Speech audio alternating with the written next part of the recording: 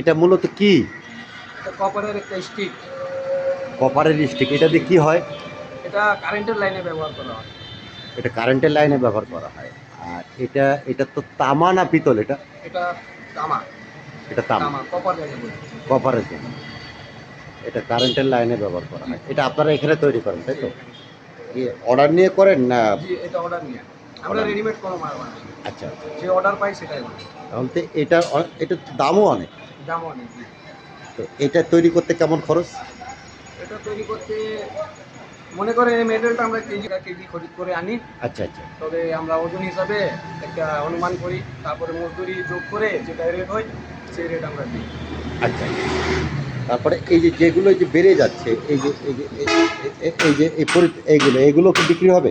জি, এগুলো বিক্রি হবে মনে করেন আপনার 700 থেকে 800 টাকা কেজি আমরা এটা বিক্রি করতে পারি। এইগুলো 700-800 টাকা কেজি বিক্রি হয়? এগুলো 700-800 টাকা কেজি বিক্রি হবে। তো মার্শাল্লাহ, এটা তো সৈয়দপুরে, এটা সৈয়দপুরে ঋষিক শিল্পনগরীর পাশে। আচ্ছা আচ্ছা। আপনার নাম কি বলেন?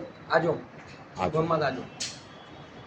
তো আপনার জন্য শুভকামনা রইল। আর পাশাপাশি আপনাকে অসংখ্য ধন্যবাদ।